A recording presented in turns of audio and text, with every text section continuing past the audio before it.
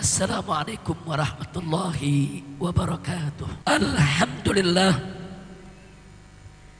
Alhamdulillahilladzi arsala rasulahu rahmatan lil alamin. Alhamdulillah. Alhamdulillahilladzi ja'ala nabiyahu khataman nabiyyin. Ahiba'il kiram, Nabi kita disebut oleh Allah Subhanahu wa ta'ala dalam Al-Quranul Karim sebagai rahmat.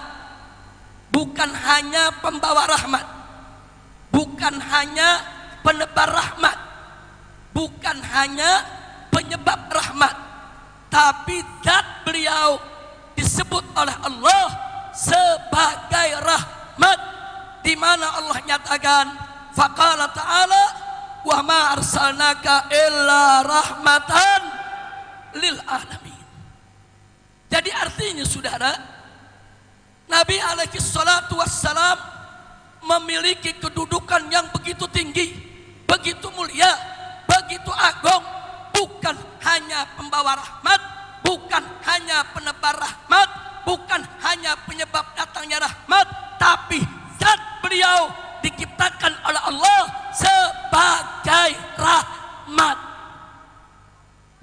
Sehingga oleh karenanya saudara, ngawur kalau ada yang mengatakan saudara, mentang-mentang orang tidak bisa masuk surga kecuali dengan rahmat Allah, kemudian dia mengatakan kalau Nabi belum tentu dapat masuk surga. Saudara, ngawur saudara. Betul, tidak ada yang masuk surga kecuali dengan rahmat Allah. Itu hadis sahih, hadis Nabi. Nabi yang mengatakan kepada istrinya Sayyidatuna Aisyah radhiyallahu taala anha, beliau katakan, ya Aisyah, tidak ada seorang pun yang masuk surga kecuali dengan rahmat Allah. Siti Aisyah bertanya, wa anta ya Rasulullah, engkau sendiri bagaimana wahai Rasulullah? Apa kata Nabi? Termasuk aku tidak akan masuk surga kecuali aku diselimuti oleh Allah dengan rahmatnya. Ini hadis sahih, tapi jangan disalahpahami, tapi jangan disalahartikan, tapi jangan dijadikan alasan seolah-olah Nabi sendiri belum dapat rahmat, Nabi sendiri masih menunggu rahmat. Ngawur saudara. Bagaimana Nabi saudara belum tentu masuk surga? Orang masuk surga karena rahmat Allah. Nabinya sendiri saudara Allah ciptakan sebagai rahmat, sehingga kita bisa pastikan Nabi kita pasti masuk surga saudara. Takbir, sallu ala nabi. Saya mau tanya semua, yakin gak Nabi masuk surga? Yakin gak? Yakin gak? Wajib yakin saudara. Ini masalah usuluddin, ini masalah pokok dasar ajaran agama. Siapa umat Nabi gak yakin Nabi masuk surga, ragu Nabi masuk surga, murtad, keluar dari Islam saudara. Hati-hati, hati-hati. Kita mesti menjaga akhlak kita kepada Nabi, adab kita kepada Nabi, termasuk jaga iman kita kepada Nabi Muhammad sallallahu alaihi wasallam. Kira-kira jelas tidak? Jelas tidak? Jadi saya mau tanya semua di sini, Nabi pasti masuk surga tidak? Yakin? Percaya? Jadi kalau ada yang mengatakan Nabi belum tentu masuk surga, saudara ngawur tidak? Ngawur tidak? Ngawur tidak? Nah, karena itu saudara beruntung, busra lakum, beruntung anda semua mengikuti majelis taklim al-affaf saudara, yang mana kita berguru kepada guru kita yang merupakan salah satu benteng kokoh bagi akidah ahlus sunnah wal jamaah, yang punya keyakinan lurus, yang tidak punya keyakinan miring kanan atau kiri saudara, yang mengajarkan kepada kita sejak awal sampai saat ini akidah yang dibawa oleh Nabi dan para keluarganya serta para sahabatnya yang mulia. Alhamdulillah. Nah baiklah ya ikhwan. Selanjutnya yang kedua, hanya 2 poin ini saja yang ingin saya sampaikan. Yang pertama, yakini kalau Nabi kita adalah Nabiyur Rahmah. Nabiyur Rahmah. Udah nggak usah diragukan lagi ya ikhwan. Udah jangan ikut tuh ajaran-ajaran macam-macam yang mengatakan Nabi belum tentu masuk surga, belum tentu dapat rahmat, masih mengharapkan rahmat. Ya, semua mengharapkan rahmat. Nabi juga mengharapkan rahmat. Tapi kalau Nabi mengharap rahmat, bukan berarti Nabi belum dapat rahmat, saudara. Kalau kita mengharap rahmat, belum tentu dapat. Tapi kalau Nabi mengharap rahmat, sudah pasti Nabi sudah dapat sebelum beliau mengharap, saudara. Alhamdulillah. Yang kedua, saudara, misi kenabian yang dibawa oleh Sayyiduna Muhammad sallallahu alaihi wasallam adalah penyempurnaan akhlak. Tadi sudah dibacakan hadisnya oleh Dr. Mahir, begitu juga oleh Profesor Dr. Said Agil Munawar, saudara, bahwa misi yang dibawa oleh Nabi sebagaimana beliau sabdakan, kama qala Nabi sallallahu alaihi wasallam, innama bu'ithu liutammima makarimal akhlak. Sesungguhnya aku ini diutus, innama adatun min adawatil hasan. Artinya apa? Sesungguhnya aku ini diutus hanya untuk menyempurnakan kemuliaan akhlak, saudara. Jadi kalau dikatakan hanya, berarti semua yang diajarkan oleh Nabi kepada kita, baik dalam urusan akidah, syariat, saudara, maupun dalam urusan akhlak, tujuannya cuma satu, menyempurnakan kemuliaan akhlak umat manusia. Kenapa kita sholat? Supaya akhlak kita mulia. Kenapa kita puasa Ramadan? Supaya akhlak kita mulia. Kenapa kita bayar zakat? Supaya akhlak kita mulia.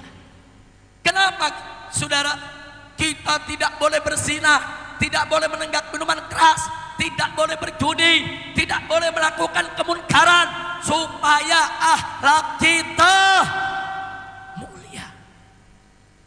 Jadi apa semua yang diajarkan oleh Nabi kepada kita? Untuk kemuliaan akhlak. Karenanya, saudara, antara akidah, syariat, dan akhlak ini 3 perkara yang menjadi satu kesatuan yang tidak boleh dipisahkan, saudara. Dengan akidah yang kuat, maka akan tegak syariat. Dengan tegaknya syariat, maka akan mulia akhlak, saudara. Jadi kalau akidah lemah, maka nanti syariat nggak tegak. Kalau syariat tidak tegak, nanti akhlak tidak mulia. Jadi akhlak itu cerminan. Omong kosong, orang ngaku akidah kuat, syariat tegak, kalau akhlaknya nggak ada, saudara. Omong kosong, orang ngaku akidahnya bagus, syariatnya ngakunya dijalankan dengan baik, tapi tidak punya akhlak. Omong kosong, saudara. Orang kalau akidahnya lurus, syariatnya tegak, akan melahirkan akhlak yang baik, yang mulia, yang bagus, yang terpuji. Kenapa? Sebab antara akidah, syariat, akhlak menjadi satu kesatuan, saudara, yang tidak bisa dipisahkan. Alhamdulillah. Nah karenanya, kalau kita sudah tahu sedemikian rupa, yuk mari kita pelajari bersama, saudara, bagaimana akhlak kita kepada Allah, bagaimana akhlak kita kepada Nabi, bagaimana akhlak kita kepada keluarga Nabi, bagaimana akhlak kita kepada para sahabat Nabi, bagaimana akhlak kita kepada guru-guru kita, bagaimana akhlak kita kepada kedua orang tua kita, bagaimana akhlak kita, saudara, kepada anak dan istri kita, bagaimana akhlak kita kepada seluruh keluarga dan kerabat kita, bagaimana akhlak kita kepada para sahabat kita. Lalu bagaimana saudara akhlak kita saudara kepada seluruh umat Islam dimanapun berada, dan bagaimana juga akhlak kita terhadap seluruh umat manusia saudara, apapun agama, suku dan bangsanya. Nah maka itu saudara, kalau sebelum pulang ke Indonesia kemarin saya menyerukan revolusi akhlak, saya tidak melakukan sesuatu yang baru, tidak. Saya tidak membawa sesuatu yang baru, tidak saudara. Karena sesungguhnya Bapak revolusi dunia, pahlawan revolusi dunia, saudara, revolusi akhlak tidak lain dan tidak bukan adalah Sayyiduna Muhammad Sallallahu Alaihi Wasallam. Nabi kita adalah Bapak revolusi akhlak sedunia saudara. Dari dulu sampai hari ini beliau adalah pahlawan, pejuang revolusi akhlak. Beliaulah saudara dengan izin Allah saudara, di mana beliau keluarkan umat manusia minat zulumati ila nur. Beliau ajak umat manusia hijrah minal khabith ila tayyib, minas sayyiat ila hasanat saudara, minal maksiyah ila ta'ah. Itulah yang dilakukan oleh Nabi kita tercinta Sayyiduna Muhammad Sallallahu Alaihi Wasallam.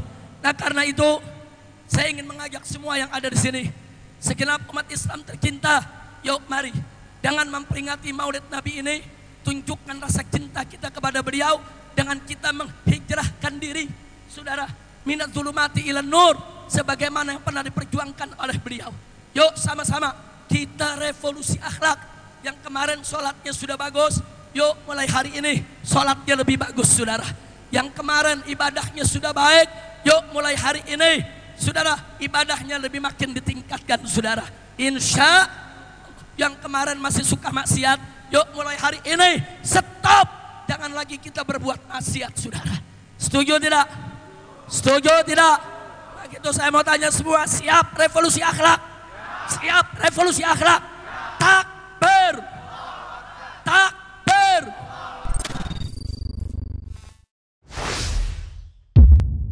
Alhamdulillahirrabbilalamin. Saat ini banyak sekali sahabat-sahabat dari Saiful Zaman Channel yang menjadi patron dari kegiatan ini, yang mendukung, yang mensupport dengan berbagai cara. Luar biasa, via WhatsApp, via grup, via media sosial lainnya. Bahkan tidak sedikit yang kemudian mendonasikan uangnya untuk perjuangan kami di medan dakwah ini. Ya jelas hal ini sangat membantu keberlangsungan channel ini, karena kebutuhan pun kemudian bertambah. Tidak bisa lagi ini dikerjakan oleh 1-2 orang. Kita harus merekrut lebih banyak orang. Dan itu jelas membutuhkan dana yang tidak kecil. Nah, oleh karena itu buat sahabat-sahabat semua yang terus mendukung kami, doakan juga kami untuk mampu istiqomah, untuk mampu terus menyuarakan dan menggemakan suara hati rakyat. Dan seperti biasa, bagi yang ingin membersamai kami dengan membantu operasional channel ini, sahabat bisa mendonasikannya ke nomor rekening yang ada di bawah sini.